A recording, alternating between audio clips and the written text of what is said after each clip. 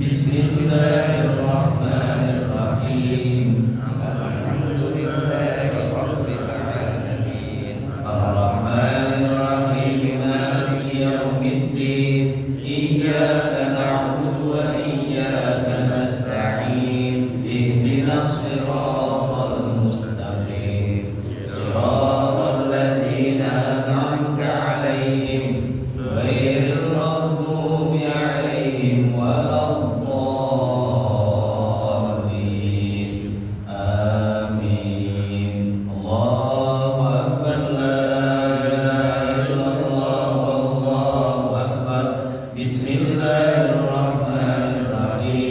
Qul huwallahu ahad, Allahus samad, lam yalid wa lam yulad wa lam yakul lahu kufuwan ahad. Bismillahirrahmanirrahim. Qul huwallahu ahad, Allahus samad, lam yalid wa lam yulad wa lam yakul lahu kufuwan ahad. Bismillahirrahmanirrahim. Qul huwallahu ahad, Allahus samad, lam yalid wa lam yulad wa lam yakul lahu kufuwan ahad. La ilaha illallah, wallahu akbar. Bismillahirrahmanirrahim. Qul a'udzu birabbil falaq, min syarri ma khalaq, wa min syarri ghasiqin idza waqab, wa min syarri naffasati fil 'uqad, wa min syarri hasidin idza hasad. La ilaha illallah, wallahu akbar. Bismillahirrahmanirrahim. Qul a'udzu birabbin nas, malikin nas, ilahin nas, min syarril waswasil khannas, alladzi yuwaswisu fi sudurin nas, minal jinnati wan nas. Wa ilahukum ilahun wahidun, la ilaha illa huwar rahmanur rahim. Allahu la ilaha illa huwal hayyul qayyum, la ta'khudhuhu sinatun wa la nawm, lahu ma fis samawati wa ma fil ardh. Man dzalladzi yashfa'u indahu illa bi'idhnih, ya'lamu ma baina aydihim wa ma khalfahum, wa la yuhituna bi shay'in min 'ilmihi illa bima sha'a.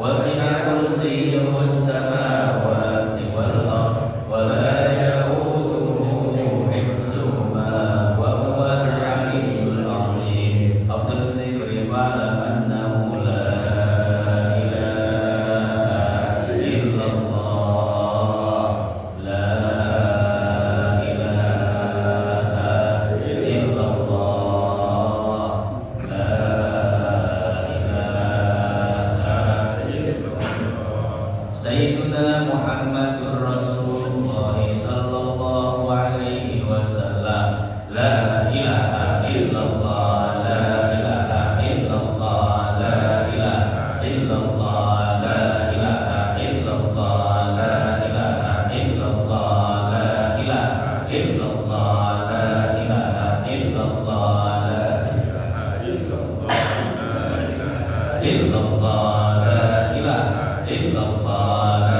ilaha illallah, la ilaha illallah. Sayyidina Muhammadur Rasulullah sallallahu alaihi wasallam, wa syarrafa wa karrama wa majjada wa 'azzama radhiyallahu ta'ala an ahli baitihi al-mutahharin wa ashabihi al-muhtadin wa tabi'in lahum bi ihsanin ila yaumiddin. Amin. Allahumma salli wa sallim ala sayyidina Muhammadin nurika as-sari wa badalikal jari wa jama'atihi fi kulli aqwali wa ala alihi wa sahbihi ya nur. Allahumma salli wa sallim ala sayyidina Muhammadin nurika as-sari wa badalikal jari wa jama'atihi wa ala alihi wa sahbihi ya nur. Allahumma salli wa sallim ala sayyidina Muhammadin nurika as-sari wa badalikal jari wa jama'atihi fi kulli aqwali wa ala alihi wa sahbihi ya nur.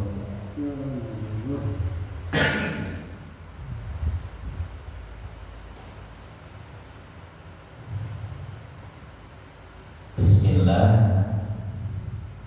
Walhamdulillah wassalatu wassalamu ala Rasulillah Muhammad bin Abdillah wa ala alihi wa sahbihi wa mawala. Qala ta'ala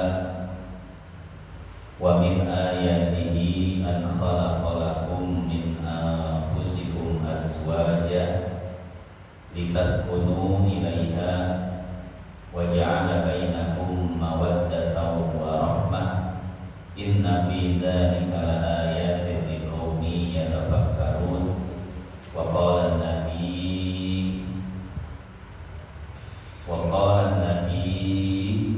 sallallahu alaihi wasallam an-nikahu min sunnati faman lam ya'mal bi sunnati falaysa minni.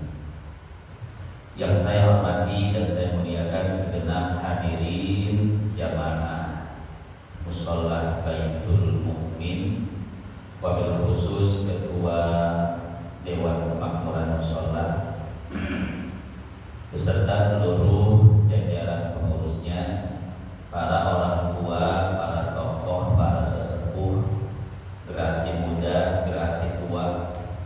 Ini generasi tua kita ini alhamdulillah masih pada sehat, masih pada kuat ngaji dan ibadahnya. Kita doain generasi tua, bukan generasi tua kita, mudah-mudahan panjang umur, sehat badan, istiqomahkan di dalam beribadah. Begitu pula kita generasi muda ini jangan kalah ya. Jangan kalah ibadahnya, jangan kalah semangatnya. Mudah-mudahan sebagaimana kita berkumpul di tempat yang mulia ini, di akhirat nanti kita bisa kembali dikumpulkan di dalam surga bersama baginda Rasul Muhammad sallallahu alaihi wasallam. Hadirin yang dimuliakan Allah, sebagaimana biasa pada kesempatan kali ini kita akan melanjutkan kajian kita, yaitu kajian tentang pernikahan dan rumah tangga. Kitab yang kita kaji adalah kitab Al-Miftah yang dikarang oleh Al-Habib Muhammad bin Salim bin Hafid bin Syekh Abu Bakar bin Salim. Beliau ini orang tua dari Al-Habib Umar bin Muhammad bin Salim bin Hafid bin Syekh Abu Bakar bin Salim. Namun sebelum kita melanjutkan kajian, sedikit saya ingin membaca faidah dari kitab Al-Fawaid Al-Mukhtarah yang dikarang oleh Al-Habib Ali bin Hasan Baharu. Ini faidah tentang 4 hal yang harus disegerakan. 4 hal ini jangan ditunda. Qala al-musannif pengarang kitab ini mengatakan yanbagil isra'u fi arba'ati asya'a, dianjurkan untuk mempercepat 4 hal berikut. Sebetulnya terburu-buru dan mempercepat sesuatu itu adalah pekerjaan syaitan. Sebagaimana sabda Nabi, al-ajalatu minasy syaitan, terburu-buru itu adalah perbuatan setan. Kecuali kata para ulama pada 4 hal ini 4 hal memang harus diburu-buru. Ini 4 hal memang harus dipercepat. Apa saja? Yang pertama, al-mayyitu idza mata, jenazah kalau sudah benar-benar meninggal dunia. Yang bagi idza jara alaihi al-amru an yubadiru bi tajhizihi idza tahaqqaqa mautuhu. Kalau jenazah sudah terbukti dan benar-benar meninggal dunia, maka harus cepat-cepat diurus, mulai dari dimandikan, dikafani, disolatkan dan dikuburkan. Makanya saya nggak setuju kalau sholat jenazah itu banyak acaranya. Ya, sholat jenazah zikirnya lama banget. Habis nyolatin zikir lama banget. Gak usah lama-lama. Zikir cukup 5 menit kayak tadi kita zikir tuh. Qul 3 kali, Al-Falaq sekali, An-Nas sekali, langsung loncat. La ilaha illallah gak usah banyak-banyak, cepat. Habis itu selesai angkut. Makanya saya gak setuju kalau acara sholat jenazah itu sambutannya lama. Kemudian ada ceramahnya, jangan pakai ceramah Pak. Sholat jenazah Pak, entar tahlilan aja pakai ceramahnya, ya. Iya, karena memang harus disegerakan, ya. Nah, itu yang pertama. Jadi kalau ada mayit yang sudah benar-benar terbukti dia meninggal dunia, langsung segera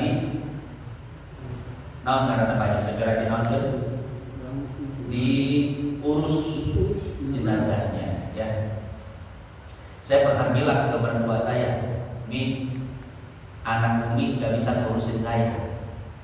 Wah, mertua saya semua tahu gitu. Anak Umi gak bisa ngurusin saya, buktinya saya gemuk. Gak bisa ngurusin, ya bisanya gemukin. Itu orang mertua saya bercandain begitu. Awalnya melototin saya, akhir-akhirnya iya, saya mau bercanda sama mertua saya, wah rada-rada parah. Saya bercanda, saya mau kawin lagi. Ada yang berani di situ mertua bercanda mau kawin lagi. Wah, saya mau betul-betul main itu. Cuma habis itu kita ketawa lagi, makan bareng lagi. Saya udah melihat mertua saya cemberut, saya langsung beliin apa gitu. Kesukaan Umi. Makanya dia sayang banget sama saya. Betul malah seneng ya dikawin lagi. Ingin tahu. Iya. Jadi kalau sama mertua mah kita harus pinter-pinter nyenengin ya. Selain ngeselin juga. Saya termasuk mantu yang paling ngeselin tapi ngangenin ya. Kalau nggak ke Bogor kita buat terus kapan ke Bogor kapan? Lah kan saya sering ngeselin Umi gitu ya. Harus punya selamat sulit. Iya. Kadang saya nganter istri saya ke Bogor, istri saya bilang, "Ngapain sih ke Bogor terus?" gitu kan. Saya bilang, "Mumpung ibu kamu masih hidup." Karena kalau saya berbuat seperti ini pada mertua saya, nanti saya punya menantu akan berbuat seperti itu pada saya. Kalau saya misahin kamu dengan orang tua kamu, lama nggak ketemu, padahal mertua kangen pengen ketemu, ya. Atau misalkan saya berantem terus sama mertua, nanti saya punya menantu begitu juga, sering berantem sama menantu, anak kita dipisahin sama mantu kita, ya. Karena ya namanya hidup ya seperti itu, hukum karma, sunnatullah. Wa tilkal ayyamu nudawiluha bainan nas. Hari-hari terus berganti, waktu terus berputar. Apa yang kau lakukan pada orang lain, itulah yang akan orang lain lakukan padamu. Makanya kalau pengen punya mantu baik, pengen punya menantu yang nurut, sekarang waktunya kita baik sama mertua, waktunya kita nurut sama mertua, waktunya kita nyenengin mertua. Ya. Nah jadi seperti itu ya. Ini nyambung ke mertua. Mayit. Nah, masalah mertua kan ya pembahasannya. Mayit kalau sudah terbukti meninggal dunia, maka cepat-cepat urus jenazahnya. Jangan ditunda-tunda. Wal bintu idza jaa khatibuha zawwijha atau zawwaja. Seorang anak perempuan jika sudah dilamar, maka percepatlah akad nikahnya. Jadi jarak lamaran dan nikahan itu jangan lama-lama, ya. Ini mah jarak lama, sama nikah 2 tahun. Lah keburu ditikung teman. Ya kemana-mana pertunangan dibawa, kumpul sama teman dibawa, teman yang lihat cakep juga, ditikung lah.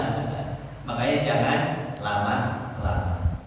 Karena begini hadirin jamaah yang dimuliakan Allah, ada setan yang tugasnya itu untuk menghancurkan hubungan suami istri.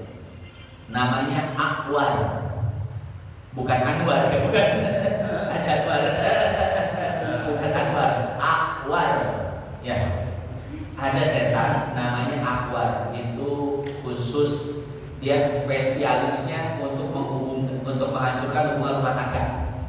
Jadi dia itu selalu bisik kepada suami kalau istrinya itu jelek, istrinya itu kurang terawat, istrinya itu banyak kurangnya. Dan dia selalu membisikkan kepada suami bahwa perempuan-perempuan lain itu lebih cantik, lebih indah daripada istrinya. Sehingga laki-laki itu sering berhayal, waduh enak nikah lagi.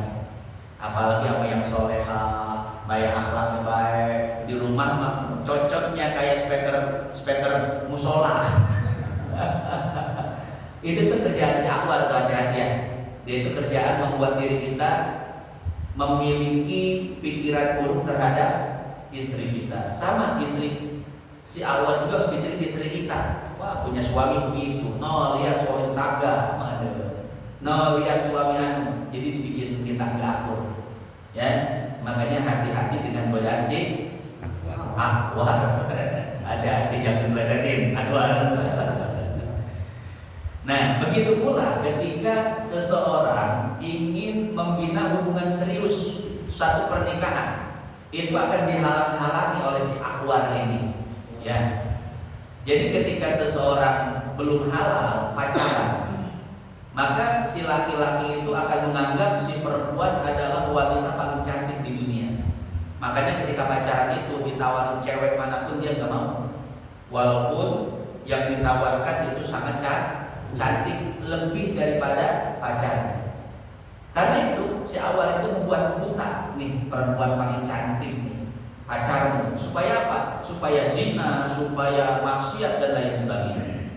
Tapi ketika si laki-laki ini mulai ke arah serius, mulai ke arah yang halal, akhirnya dilamar. Si Akwar dia merubah strategi, ya. Yang tadinya dia itu mendekatkan terus dengan si perempuan itu, si laki-laki ketika belum lamaran terus didekatkan biar zina. Tapi ketika sudah melamar itu akan dijauhkan oleh si Akwar. Dibisikin, tuh lihat ternyata perempuan lain banyak yang lebih ternyata pilihan sama saja dengan wanita-wanita yang lain.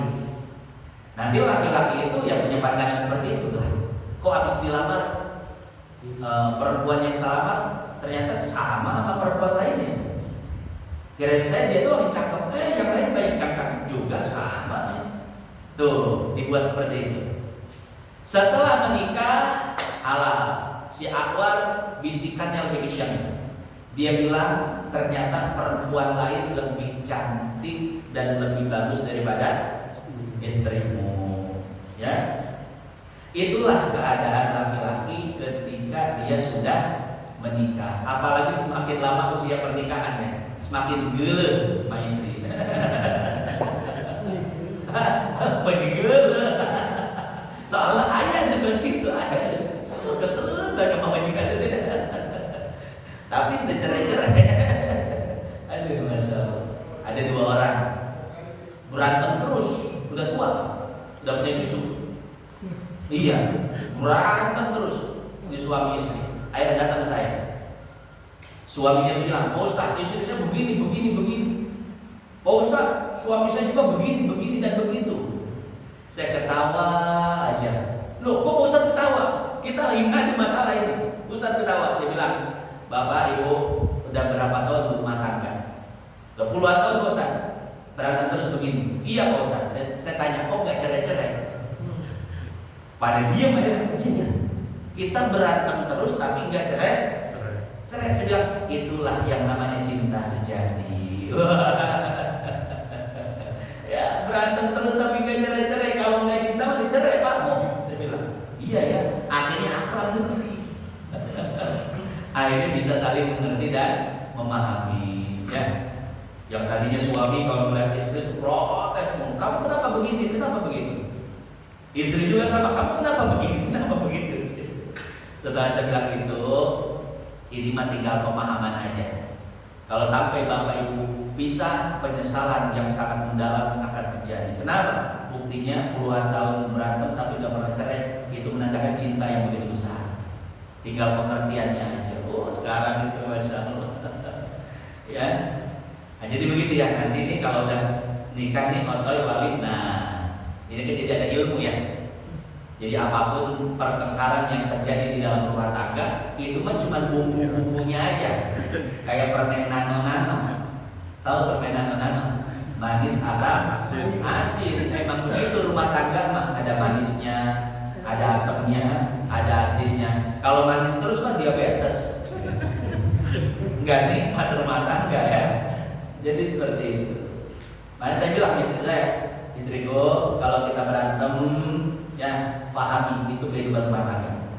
Dan ketika kita akur, itulah memang yang kita inginkan. Jadi seperti itu. Jadi jangan overthinking ketika berantem sama istri itu, mikir cerai, mikir ini itu gaplok dan lain sebagainya. Ya, iya. Makanya kalau yang jago silat kayak Oto itu, ya. Begitu punya istri tuh beli yang apa petinju itu. Iya, beli itu tuh sendiri di rumah, ya. Takutnya istrinya ngeselin, ya kan. Nah, kan kalau lagi berantem ada pelampiasan. Jangan lemari, baru beli minggu depan 3 juta, bolong. Rugi kita. Seperti itu ya.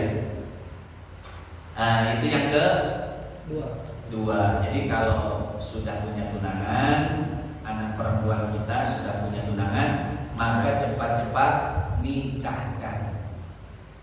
Belum lama di daerah kita ada suami dua orang laki-laki dan perempuan udah pacaran lama, akhirnya tunangan.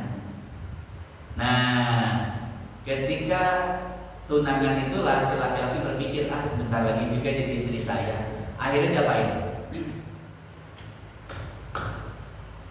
Apa di bahasanya apa di sini?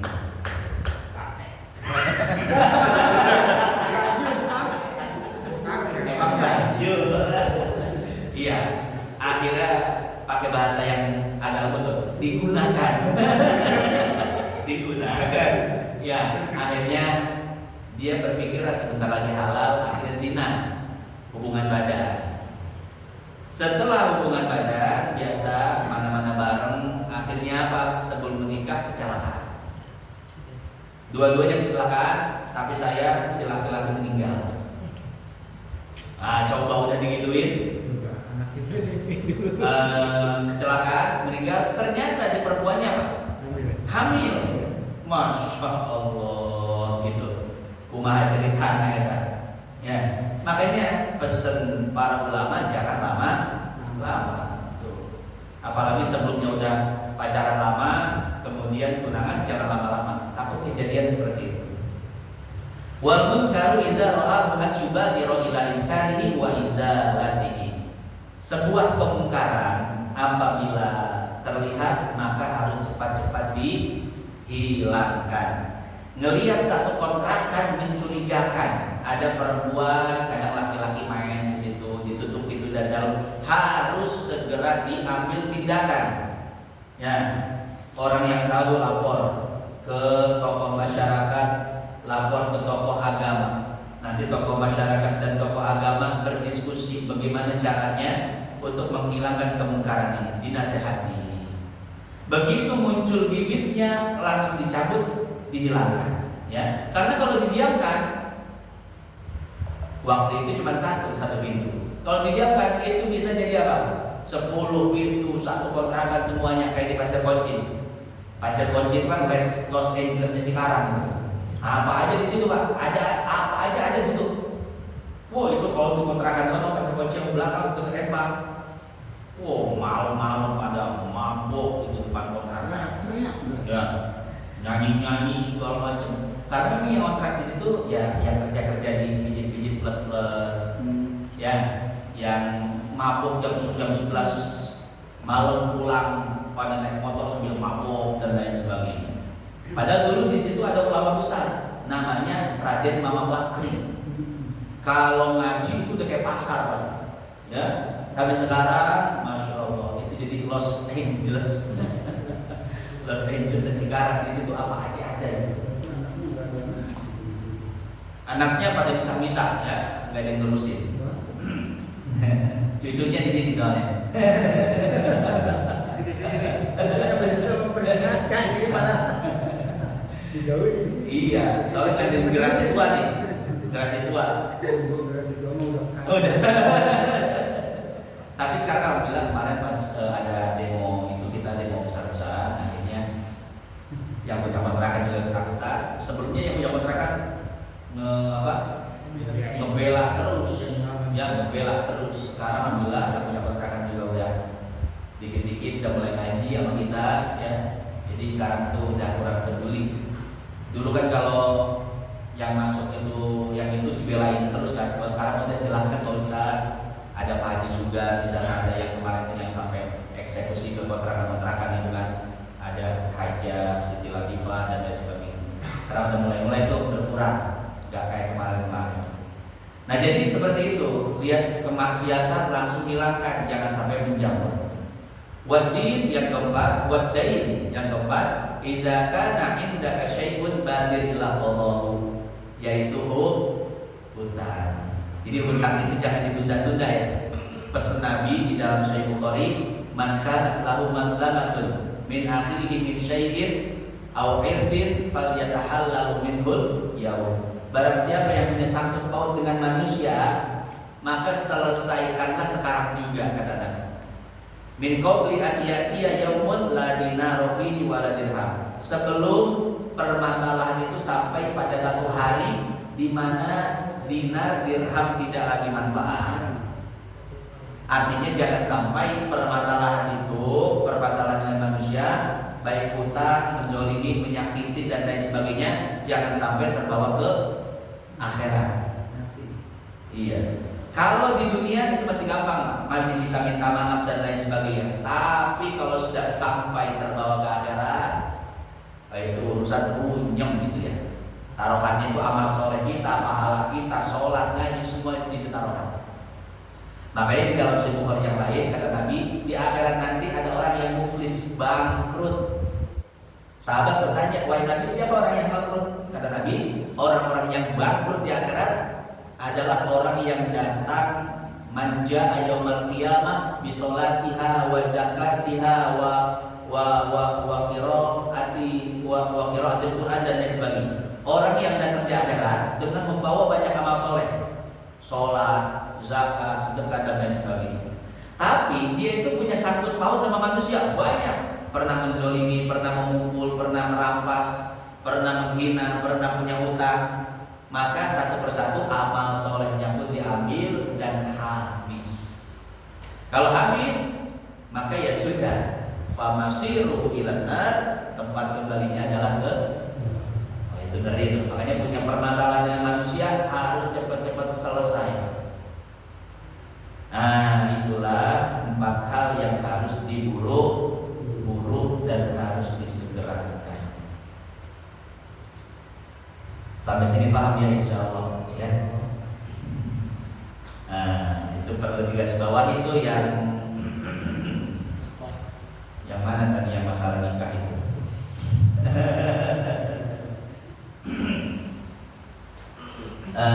Sekarang kita lanjutkan kajian kita pada kitab Al-Miftah. Qala al-musannif, pengarang kitab ini yaitu Al-Habib Muhammad bin Hafid. Beliau mengatakan yajuzu lil hurri an yajma'a baina arba'i zawjatin. Bagi orang yang merdeka boleh menikahi 4 perempuan sekaligus. Artinya dalam waktu yang sama dia memiliki 4 istri. Walil abdi an yajma'a bainal isnataini. Dan bagi seorang hamba boleh memiliki memiliki 2 orang istri. Ini batas maksimal ya. Jadi batas maksimal orang merdeka 4, batas maksimal seorang hamba 2. Falau tazawwajal hurru khamsan. Kalau seandainya orang merdeka menikahi perempuan yang kelima, atau menikahi 5 orang perempuan, au aksar atau lebih, 7 misalkan kayak yang subur, bukan yang otoy, yang subur. Fa in kana nikahuhunna murattaban batala fil khams. Kalau seandainya nikahnya itu satu persatu, maka yang kelima tidak sah. Nikahnya satu-satu. Yang pertama sah, kedua sah, ketiga sah, keempat sah, kelima tidak sah. Wa ma fawqaha, dan yang lebih dari 5. Wa in tazawwajahunna fi 'aqdin wahid, dan jika menikahi perempuan tersebut dalam satu akad. Wah, ini akadnya apa? Satu, akadnya borongan, sepaket ya. Saya nikahkan perempuan-perempuan yang saya walikan yang berjumlah 12,5 orang. Setengahnya orang apa nih? Yang berjumlah 12 orang dengan mahar sekian dibayar tunai. Itu akadnya sekali. Kemudian langsung satu paket 12 perempuan. Intinya lebih dari 4 ya. Bagaimana hukumnya? Batala fil jami, maka batal semuanya. Jadi kalau serentak maka tidak ada yang sah satupun akad nikahnya. Tapi kalau berurutan maka setelah yang keempat tidak sah. Titik sampai situ pembahasannya. Hadirin jamaah yang dimuliakan Allah. Pada kesempatan kali ini kita akan membahas tentang poligami. Poligami itu lawan kata poliandri. Kalau poligami, suami yang beristri banyak. Kalau poliandri, istri yang bersuami banyak. Poligami dibolehkan di dalam Islam. Beda dengan poliandri. Poliandri itu tidak diperbolehkan. Kenapa? Karena berkaitan dengan kemaslahatan si perempuan. Kalau poligami, maka walaupun perempuannya 4, tapi anaknya itu jelas anak siapa. Betul kan? Suami punya istri 4, kemudian punya anak. Bin anaknya itu jelas, pasti bin bapaknya, walaupun pabriknya beda. Tapi bayangkan bagaimana poliandri. Pabriknya 1, bibitnya banyak. Suami 4, istri 1. Punya anak, bin siapa itu akhirnya? Ya, bin 4-4-nya. Bin sepaket gitu ya. Itulah kenapa alasan poliandri diharamkan. Nanti berkaitan dengan kemaslahatan keluarga, kemaslahatan anak, kemaslahatan nasab, kemaslahatan perempuan juga. Jadi nanti nasabnya itu gak jelas, ya. Nanti seanak milih, bapak saya yang paling kaya aja deh. Ya, itu anak bisa milih, itu gak sah, gak boleh. Ngaur-ngauran jadinya. Nah, maka yang menjadi pembahasan itu adalah poligami. Seorang suami yang memiliki banyak istri. Di sini disebutkan yajuzu lil hurri, boleh bagi orang yang merdeka, an yajma'a baina arba'i zaujatin, untuk menikahi 4 orang istri. Coba garis bawahi kata yang pertama, yajuzu, boleh. Berarti hukumnya hukum poligami, hukum nikah 2, 3, 4 boleh apa sunnah? Boleh. Cuman sekedar mubah, cuman sekedar boleh, jangan bilang sunnah ya. Iya, kadang untuk pembelaan pakainya sunnah ya. Akhirnya mengatasnamakan sunnah, dia poligami, nikah lagi, bini 2. Cerai. Habis cerai yang jelek siapa? Dianya apa sunnahnya? Sunnahnya kebawa jelek, Pak. Ya, makanya jangan bawa atribut-atribut agama. Jangan bawa simbol-simbol Islam. Ya, kalau akhirnya kita memiliki akhlak yang buruk, yang jelek, nanti Islamnya yang ikut jelek, simbol agamanya ikut jelek, sunnah nabinya ikut jelek. Kalau pengen kawin aja dah, gak usah mengatasnamakan sunnah nabi aja 11 udah. Nabi itu mah, nanti mau jadi nabi. Ya, jadi cuma dia juzu boleh. Coba lihat surat An-Nisa ayat 3. Apa kata Allah? Wa in khiftum alla tuqsitu fil yatama faqihu ma qabalakum minan nisa'i masna wa sulasa wa ruba.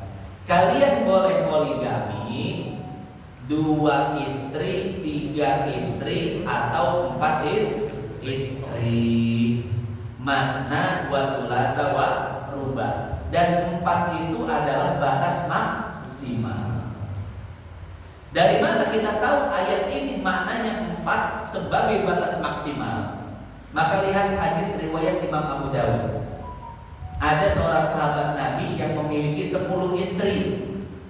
Dia baru masuk Islam. Nabi, saya punya 10 istri, bagaimana? Apa kata Nabi? Amsik arba'an wa talliq sa'irahunna. Dari 10 istri yang kau miliki di zaman jahiliyah, sekarang kau masuk Islam, maka pilih 4 dan ceraikan sisanya. Nah, ini menunjukkan bahwasanya batas maksimal berpoligami adalah 4. Gak boleh lebih dari 4. Kalau sampai lebih dari 4, maka hukum nikahnya tidak sah. Kemudian di dalam kitab Hasyiah Al-Bajuri, ini Hasyiah Fathul Qorib. Fathul Qorib itu syarah Abi Syuja.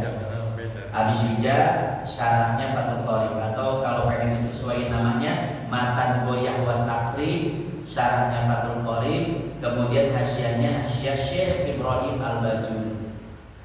Di sana disebutkan bahwa sekelompok Syiah Rafidhah atau Syiah yang sesat itu mengatakan bahwa poligami boleh sampai 18.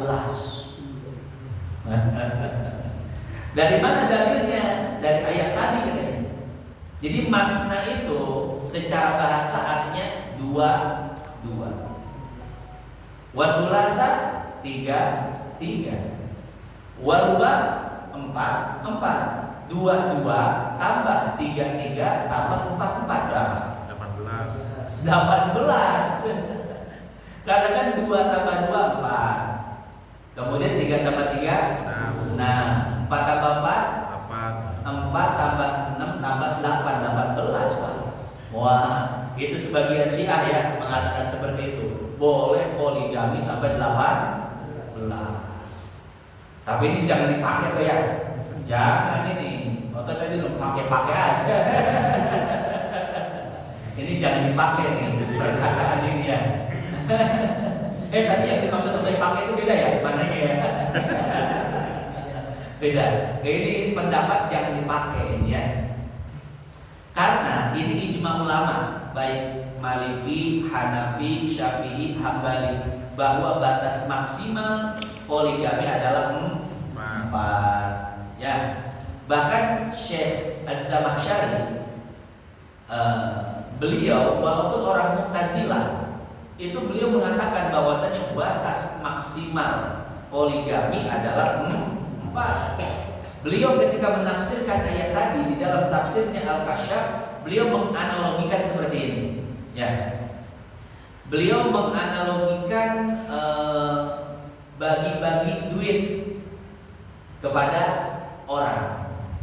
Kemudian kita mengatakan kepada orang-orang tersebut, ya, nih, saya punya uang, bagi-bagikan oleh kalian kepada kelompok kalian, ya. Bagi-bagikan terserah, mau 2-2, mau 3-3, mau 4 atau 4-4.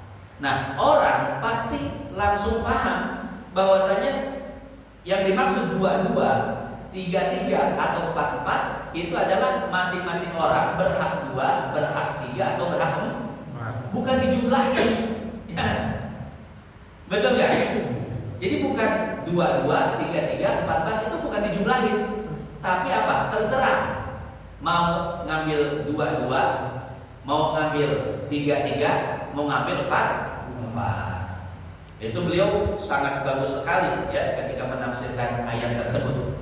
Beliau menggunakan dalil akli yang menunjukkan bahwasanya batas maksimal poligami adalah 4. Nah, tadi yang sampai 18 itu golongan Syiah, itu kurang, itu nggak benar ya. Itu disebutnya ifrad. Ifrad itu berlebihan, ngawur berlebihan. Ada lagi namanya tafrid. Tafrid itu kaku banget. Seperti ini baru-baru di zaman kontemporer aja ya. Ada seorang ulama namanya Syekh Muhammad Abduh. Ini ulama besar dari Mesir. Beliau itu punya tafsir namanya Tafsir Al-Manan. Ditulis oleh muridnya Syekh Rashid Ridho. Ketika menafsirkan ayat tadi, surat An-Nisa ayat 3, "Fankihu ma qaba lakum minan nisa'i masna wa thulatha wa ruba'. Fa in khiftum alla ta'dilu fawahidatan aw ma malakat aymanukum" sampai akhir. Apa yang beliau katakan? Ayat ini menunjukkan bahwasanya poligami itu haram. Wah. Ada lagi pendapat yang mantap. Ya. Kalau tadi kan boleh sampai 18. Itu yang ngawur. Ada yang terlalu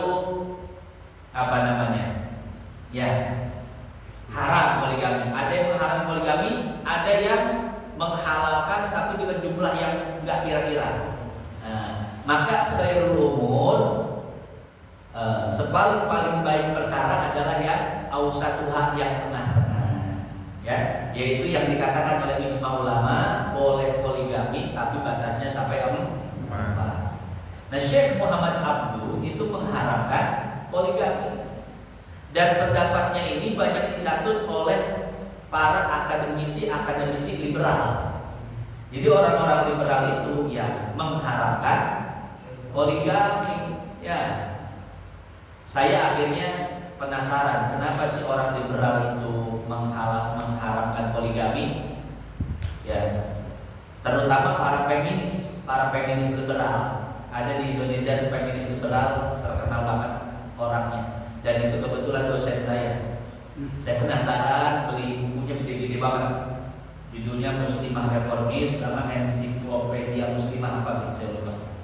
Saya baca, ya ternyata mereka itu atau khususnya beliau itu berpendapat bahwa prinsip pernikahan itu adalah prinsip tauhid. Tauhid itu artinya apa? Esa, tunggal. Jadi istri itu harus tunggal. Istri yang Maha Esa. Ya ini Allah. Ya.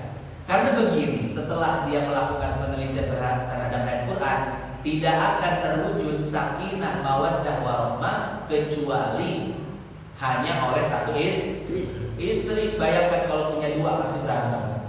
3, 4 di mana sakinah mawaddah warahmahnya? Kata beliau. Ya kan? Nah, makanya beliau itu berpendapat bahwa poligami hukumnya haram karena jauh dari tujuan berumah tangga. Ini orang yang nggak punya ilmu tentang fikih, usul fikih, ketika baca iya juga ya, pasti iya juga kan? Ya, Iya, karena kan ini sebetulnya kata-kata ini kata-kata yang dapat memunculkan emosi seseorang. Orang itu kan ketika berkaitan dengan perasaan, berkaitan dengan kehidupan, ya orang itu akan menjadi baper. Oh iya betul juga ya. Iya, kayak masalah nasab, ya itu kan masalah yang baper sekali. Ada sebagian oknum habaib yang akhlaknya nggak benar, ya. Kemudian setelah orang-orang emosi melihat akhlak habaib yang nggak benar, emosinya itu diarahkan ke nasab. Padahal kan kalau ingin mengkaji akhlak saja, nggak usah bawa-bawa nasab. Kalau ingin mengkaji nasab saja, nggak usah dibawa-bawa akhlak, karena itu sesuatu yang berbeda. Ya, nah, ini sama masalah perasaan. Ayo perempuan, kalian mau nggak dipoligami oleh laki-laki? Pasti perempuan nggak mau ya. Wah, perempuan nggak mau dipoligami, ya. Akhirnya bikin alasan dan lain sebagainya. Di masalah-masalah akhlak akhirnya dibawa ke ranah hukum, jadi kacau. Nah, jadi seperti itu ya. Jadi sebetulnya istri satu belum tentu sakinah mawaddah warahmah, betul nggak? Istri 2, 3, 4 pun belum tentu sakinah mawaddah warahmah. Sebetulnya bukan jumlah istri yang menentukan sakinah mawaddah warahmah, tapi yang menentukan sakinah mawaddah warahmah itu adalah tokoh-tokoh yang bermain di dalam pernikahan tersebut, betul nggak? Kalau suaminya soleh, suaminya bisa memenuhi semua hak-hak istri, zahir batin. Istrinya paham agama, akhlaknya nurut. Walaupun Pak, kira-kira rumah tangga bahagia nggak Pak? Bahagia. Bahagia itu ukurannya bukan dipoligami atau tidak dipoligami, tapi ukurannya adalah bagaimana kita memainkan rumah tangga tersebut. Bisa nggak kita memenuhi hak-hak istri kita? Kalau kita bisa memenuhi zahirnya, batinnya, istri pun menggembirakan suami, akhlaknya luar biasa, hormatnya luar biasa, maka semuanya akan merasakan sakinah mawaddah warahmah. Kudu dipraktekkeun Iya, tua-tua keladi, makin tua makin jadi.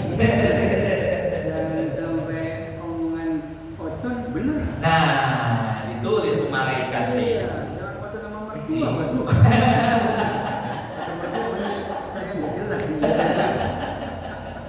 Makanya jangan dioconin. Ntar benar. Iya, mertua nggak boleh dioconin, mertua mah dinaon bener. Diheureuyang boleh dioconan. Nah, beda. Nah, jadi seperti itu ya, hadirin jamaah yang dimuliakan Allah. Ya. Jadi poligami itu boleh, batas maksimalnya 4. Cuman catatan, walaupun boleh, kita harus benar-benar pikir mateng, musyawarah dulu sama orang-orang bijaksana, kemudian istikharah. Kata Nabi, ma khaba man istakhar wala nadima man istasyar. Tidak akan rugi orang yang beristikharah dan tidak akan menyesal orang yang bermusyawarah.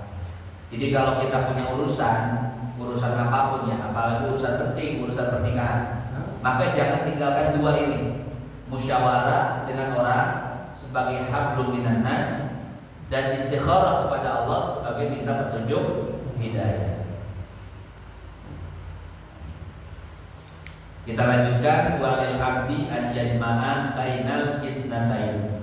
Seorang hamba boleh poligami tapi maksimal 2, enggak boleh lebih dari 2. Masih ingat gak disertasi Abdul Aziz yang orang Jogja yang memperbolehkan hubungan badan, memperbolehkan zina, ya. Jadi laki-laki perempuan berenang check-in di hotel. Nah, koyo dah yang 50.000 yang kipas angin doang nih. Nah, itu boleh tuh katanya ya. Apa alasannya? Alasannya begini, kata dia Abdul Aziz Yang disebut zina itu adalah ketika salah satu pasangan itu tidak suka. Artinya kalau terjadi pemerkosaan, maka pemerkosaan itu baru disebut zina. Tapi kalau suka sama suka itu nggak disebut zina. Wah. Jadi ketemu perempuan di mana ngajak, kalau dia mau, nah itu boleh, halal tuh kata Abdul Aziz ya. Halal. Walaupun nggak akan dan nikah dan lain sebagainya. Kalau kita penasaran kan dari mana pemikiran dia itu, akhirnya saya baca disertasinya. Disertasinya itu ternyata dia mengadopsi teori Muhammad Syahrul. Muhammad Syahrul itu orang Suriah, kalau nggak salah Palembang ya. Orang Suriah, Muhammad Syahrul, seorang akademisi juga. Jadi Muhammad Syahrul itu memiliki penafsiran terhadap milkul yamin. Jadi di zaman Nabi kan hubungan badan itu halal dengan dua hal. Pertama dengan pernikahan, yang kedua dengan perbudakan. Jadi kalau kita laki-laki punya budak perempuan, boleh begini budak kita. Boleh bikin anak. Cuma nanti budak yang sudah pernah digituin ketika meninggal itu nanti merdeka, ya. Enak aja udah digituin, gak ada tuker ininya ya, gak ada tukerannya, itu ada tukerannya, itu di bab perbudakan. Nah cuma zaman sekarang perbudakan itu udah gak ada, dihapuskan di dunia. Maka tidak boleh hubungan badan kecuali cuma satu jalan saja, yaitu jalan pernikahan. Selain jalan pernikahan tidak boleh hubungan badan, ya. Nah Muhammad Syahrul ini dia menafsirkan milkul yamin au ma malakat aimanuhum. Itu masih surat An-Nisa ayat 3 itu kelanjutannya. Fa in khiftum alla ta'dilu fawahidatan au ma malakat. Kalau engkau tidak mampu poligami maka cukup satu atau budakmu saja. Nah, konsep aiman, konsep milkul yamin ditafsirkan oleh Muhammad Syahrul dan diteruskan oleh Abdul Aziz ini sebagai partner seks. Jadi milkul yamin itu ditafsirkan bukan perbudakan lagi, tapi partner seks. Yang penting suka sama suka. Kerangka berpikir yang beliau gunakan atau metodologi itu dengan menggunakan metodologi hermeneutika. Hermeneutika ini usul fikihnya Bible, usul fikihnya Injil. Nah, dipakailah hermeneutika ini yang seharusnya menafsirkan Bible, dipakai menafsirkan Al-Quran. Jadi, ya produk penafsirannya ngawur seperti itu. Ya, milkul yamin dikatakan sebagai partner seks. Yang penting suka sama suka, tidak disebut zina. Kenapa? Karena kemaluan, kehormatan itu milik si perempuan. Terserah si perempuan itu mau dia berikan kepada siapapun, itu kan milik dia. Sama kayak kita punya barang, saya punya HP. Terserah kan HP saya kasih siapa aja. Nah kata orang liberal sama, perempuan punya kemaluan, terserah. Sama dia mau dikasih sama siapa aja. Wah, Masya Allah. Namanya juga liberal ya. Liberal namanya juga, nggak terikat sama teks-teks agama. Nah, jadi seperti itu ya. Jadi makanya hati-hati nih, kita wajib membentengi diri. Karena memang selain akidah kita di apa namanya, di otak-atik, syariat juga di otak-atik. Kalau otak-atik syariat itu kerjaan orang liberal. Kalau otak-atik akidah itu kerjaan ya banyak orang lah ya. Makolin rahmatan. Ini langsung jadi jam-jam nih, nggak perlu ke Mekah. Iya, Pak Haji pengen ngomong sama Teko. Saya punya bahasanya, bahasa Teko. Iya, cuman ya jangan anggap serius ya kalau itu. Hiburan aja, hiburan aja. Nah jadi seperti itu ya, itu terkait pernikahan. Jadi masalah nikah ini, Masya Allah, ada yang memperbolehkan poligami tapi sampai 18, ada yang nggak memperbolehkan sama sekali, bahkan ada yang memperbolehkan hubungan badan tanpa nikah.